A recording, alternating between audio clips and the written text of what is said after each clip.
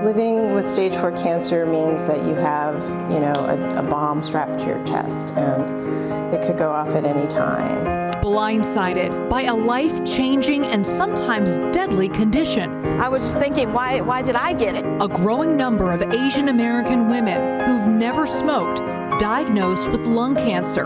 The rates and the trend of the rates have been slightly increasing and edging upwards over the past several decades. But why? Today, we look at the research right here in the Bay Area. If my tissue, if my saliva can help the researchers to find more medicine or find more ways to identify people early, then I want to be part of it. The fight for funding. There is this perception that Asians don't get sick. And how doctors and patients are finding hope. I want to do everything I can to make this diagnosis sort of meaningful for the world. This is CBS News Bay Area with Elizabeth Cook. Thank you so much for joining us today. As we mark Asian American and Pacific Islander Heritage Month, we're taking a close look today at a serious health concern, the uptick in Asian American women diagnosed with lung cancer. It's often undetected until a late stage, and a growing number of patients have never smoked before. Today, we're hearing from the Bay Area researchers working to figure out what's behind it, and the women hoping their stories of resilience will inspire others. This afternoon, we want to shed light on a condition impacting more and more Asian American women, and it remains a mystery as to why. Lung cancer is the second most common cancer in both men and women here in the United States. And now, a Bay Area-based study finds that 80% of Asian American women with lung cancer never smoked. They're also 1.5 to 2 times more likely to be diagnosed than any other racial group. I spoke with the researchers and patients who are working to figure out what's behind this. Vicki Nee doesn't take walks like this for granted. Each step has a purpose, and she's rarely by herself. And if you happen to pass them, you might think these are just two friends catching up. But the women who join her all share a common bond. They all have stage 4 lung cancer. Living with stage 4 cancer means that you have, a bomb strapped to your chest, and it could go off at any time. It all started 5 years ago when she got a call from her doctor. But I remember vividly that he called me while we were out having dinner and left a voicemail. Before she knew it, Vicki was sitting in an oncologist's office. The word cancer comes out of the doctor's mouth, so that's kind of not good. Vicki never smoked a day in her life, but yet this 48-year-old mother of 2 has stage 4 lung cancer. I was asking them, I'm like, okay, so how long is treatment, and when are we done with this? And no one had told me up until then that it was stage 4, so it was incurable. And so, I would basically have to live with this condition for the rest of my life. And the best case scenario is that I live with this condition for the rest of my life. Vicki is now 53, and the treatments have been brutal. They've given her high blood pressure and high cholesterol. The cancer has now spread to her abdomen. But it's not the physical side effects that hurt the most. Vicki has 2 daughters who were 13 and 15 when she was first diagnosed. They know that I have cancer, and we don't talk about sort of staging. We don't talk about cures or anything like that. They just know that I've had cancer for 5 years now. A few years ago, Vicki was asked to participate in a research program at UCSF called FANS. FANS standing for Female Asian Never Smokers, launched 15 years ago by Dr. Scarlett Gomez and Dr. Iona Chang, a first-of-its-kind study in the U.S. on why lung cancer rates were rising among Asian females who never smoked. Lung cancer rates actually have been declining over the past several decades. But what was sort of emerged as an unusual observation is that the exception to that trend was among Asian American females. The doctors hope the FAN study leads to the development of more preventative measures and screening, but also grab the attention of the folks with the deep pockets. Right now, less than 1% of funding from the National Institute of Health goes to diseases that impact the Asian American community. There is this perception that Asians don't get sick. We have very low rates of disease, and so NIH, to the extent that their primary focus is to fund health research, relies on those statistics. It's just made us very strong advocates to really give a voice, to be able to speak out about the need to look at specific Asian ethnicity populations, to give them representation, to provide the data. Vicki isn't spending her energy wondering why or how she got lung cancer. Well, when you get diagnosed with cancer, I think you learn to control the things that you can and let go of the things you can't. And I have not tried to probe why I got cancer. I don't think it's like a healthy exercise.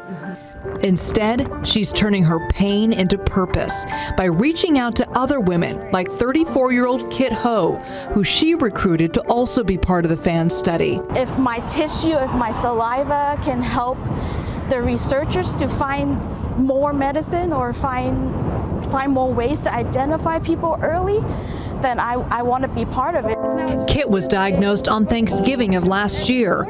Doctors discovered 4 tumors in her brain that they believe were linked to lung cancer. Just like Vicki, she never smoked. She's also a mom. I was just thinking, why did I get it? So, yeah, and the most thing I was thinking when I was diagnosed was my 2 little kids, because they are 2 and 4. And lung cancer, being a nurse, I know it's not a good outcome. Kit will often join Vicki on her walks. They are allies in the same fight. It's like a safety blanket for me to know other people are in the area. If cancer has taught her anything, it's that life can change in an instant. Vicki is focusing on the things that bring her joy, family, friends, and helping others know that even in their hardest moments, they won't have to walk this path alone. I want to do everything I can to make this diagnosis sort of meaningful for the world. Now, the FAN study looks at a patient's genetics and family history, as well as environmental aspects and lifestyle exposures. They're also looking for participants, especially older Asian women who do not have lung cancer, to join their study. For more information on the FAN study, you can go to our website, kpix.com. Still ahead, we talk live with one of the doctors who helped start the FAN study more than a decade ago about what she's seeing with her patients and the science behind it. This afternoon, our conversation centers around a cancer uptick involving Asian American women, a growing number of lung cancer cases, and the diagnosis often seems to come completely out of nowhere. Joining me now is Dr. Heather Wakelee, professor of medicine and chief of the Division of Oncology at Stanford University. She's also the deputy director of the Stanford Cancer Institute. Thank you so much for being here. Thank you for having me and for covering this really important topic. It is an important topic, and you actually approached Dr. Scarlett Gomez, who we met in the last block, about what you were seeing in your practice among Asian American women diagnosed with lung cancer. What were you seeing? We were noticing in clinic that many of the patients coming in were presenting they'd never had a smoking history, and many of them Asian American. And so really wanted to try to understand the why of that. We started looking at the question about why are people who've never smoked getting lung cancer, and then have really focused on how that might be different in different Asian American communities, and just kind of built from there. And we had been talking for a long time about doing this type of a trial that became the FAN study. A case control trial where we're really able to ask the questions as opposed to just looking what's already been published, but really generating some of the new information as well. Now, it's important to note the study is still ongoing, so the final results aren't out yet. But what do you think is behind this uptick? I think it's likely going to be multiple things. Okay. We do think that there is some kind of genetic risk, but we haven't been able to identify it, and we being the global medical community, because many people have looked. But we know that the rate of lung cancer for people who don't have any history of smoking cigarettes is highest in Far East Asia, and then kind of gets lower as you move west. In the US, of course, it's going to vary based on the people who live in the area where you are. So there's some sort of genetic risk there, but we also think this uptick is a lot of it's related to air pollution, and there's been some science clearly linking that, but there's a lot that we still can't specifically say it's how this or how that. And it's specifically Asian American women. Is there a hormonal component to this? Why not Asian American men? It is actually in both men and women, but it's much more in the Asian American women. Part of that, and I'm going to try not to get too technical, but we know that a lot of the lung cancer that develops in that specific group of people has a mutation in a gene called EGFR. And that gene is the driver for lung cancer for many people who get lung cancer, especially in that history of non-smoking, and especially in Asia. So it's Asian Americans, but it's also in Asia that this phenomenon is being seen. And that tends to happen more in women than men. We don't know why, and that hormonal link to it is something many people have looked at, looking at, is it estrogen, is it progesterone, is it some combination? Perhaps linked somewhat to progesterone, but not in actually causing more of that. So the Women's Health Initiative was a long ago study that looked at hormone replacement and showed a lot of things, but one of the things it showed was those risks of lung cancer weren't necessarily higher, but the cancers might be a little bit more aggressive when there was a progesterone component, but we don't have a great answer. Now, what do you think is behind the recent uptick? Recent meaning the last 15 years. Is it because you're just getting better at finding lung cancer, or do you think that there's something going on that's leading to more women getting lung cancer? We think there's actually a true increase in the incidence in the people actually getting the disease. There's been some great global work, especially in Taiwan, where they could show that even though smoking rates were coming down, the rates of adenocarcinoma, a specific type of lung cancer that we see, it's the most common, but especially the one seen in people who don't have a history of smoking cigarettes, that was shooting up dramatically, especially in the women. Here, we don't collect as detailed information on the smoking history to be able to answer that from the epidemiology questions as clearly, but in work that's been done, we are seeing that increase also. Screening, finding it earlier, is something that we are not very good at, especially for this group of people. So we don't think it's the screening, because we just aren't doing lung cancer screening for people who don't have obvious risk factors. So we think it's really going up, and that's why it's such a significant public health issue. I want to go off that because so many of the women we spoke to don't find out they have lung cancer until they're in stage 4. Why is that? And the symptoms don't really present themselves until it's such an advanced stage. Right. Lung cancer is silent disease. We think about it that way for a lot of reasons, but especially because it can grow without any symptoms. There aren't really pain receptors in the lung, and so you don't feel anything. If it happens to grow close in where it can cause a cough, that could be a symptom. But a lot of times there's just no evidence that it's there until someone has, some people get lucky and they have something else happen, which leads them to get an x-ray and boom, it's found. But a lot of times people don't come in until they're having later symptoms, such as pain because it's gone somewhere else or really significant cough. So that's the challenge. And it's one of the big things we want to work on also is how do we find these cancers early? I mean, we want to figure out why they're happening. We want to stop them from happening. And if we can't do that, at least find them early enough that we're able to cure more people. There's so much that's being done in this particular field and the advancements that are being made each year. We're going to have you stick around for one more break, and we're going to talk about the exciting treatments and hope is on the horizon. Thank you. Stay with us. This entire half hour, we've been focusing on lung cancer in Asian American women, many of whom have never smoked.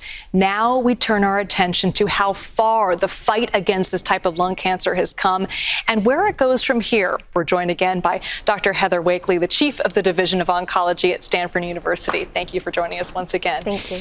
As we've seen the numbers start to climb with Asian American women who never smoked getting lung cancer, we're also seeing dramatic advancements in the way that we're treating this cancer. What have you discovered? Well, the big discoveries go back over a couple of decades was this recognition that with a lot of lung cancer, there's really a single gene that gets a mutation, a change that gives a cell an ability to just keep growing and dividing and not die the way it should for being an abnormal cell. And when we can find that specific gene and that mutation in it, we've now have many stories where we've developed specific drugs that hit exactly that. We call them targeted therapies. And these types of changes, these mutations in the genes that lead to the cancer, and in this very simple story of one change, new protein, changes the cell, becomes the cancer. That tends to happen more often in people who develop lung cancer who don't have a smoking history, and in this group, especially with Asian American women. Some of it's that EGFR gene I mentioned earlier. There are several others that we know, and if we can find them, then instead of having to talk about chemotherapy, we're talking about targeted therapy, which is usually a pill drug.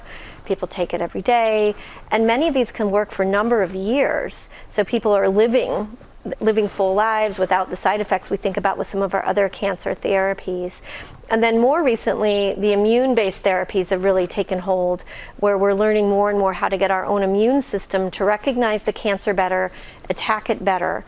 And that sets up a lifelong surveillance. So we can imagine these sort of working as opposed to the shorter duration that we often see with some of our older treatments. It's amazing how much the treatments have advanced in just the past 5 years. What are you most excited about you think is going to happen in the next 5 years? I mean, are we eventually, is there potential that we're going to have a lung cancer vaccine, maybe like they do with breast cancer, what they're developing with breast cancer, or maybe earlier screening for people who test positive for this particular type of gene? I would love to see all of those things. Yes. So especially I think the screening is an area that we're really working on. So right now, lung cancer screening is limited only to people who have a smoking history in the United States.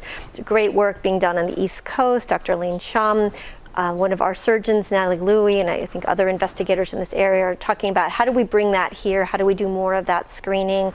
It's standard now in Taiwan and other parts of the world where that's recognized. So that and other ways besides just scans, blood tests, other ways to find cancers early, that's all going to be coming.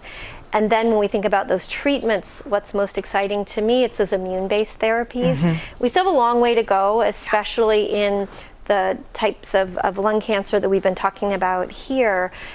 Because those cancers have usually just a single gene mutation to start with, they look a lot like the rest of the body, and it's hard for the immune system to recognize them as something different. So we have to get even better at helping train the immune system to say, that's the cancer, get that, leave the rest of the body alone. And we're making that progress. And I think also joining the FAN study, things like that, is really what's going to lead to hopefully more people recognizing that these women need this attention, no question. And you can go to our website, and you still need people to participate in the FAN study. We absolutely do. And so the study is open for women who've been diagnosed with lung cancer, who are Asian American, who don't have a smoking history. But it's a case control trial, meaning we're also looking for people who don't have lung cancer, who can be those controls to help us understand why are some people getting lung cancer, other people who otherwise seem the same not. So yes, we are really still looking for volunteers to participate. And you can just go to kpix.com and click on this story. You'll have all of your information on the FAN study. Thank you so much for being here. And we'll be right back.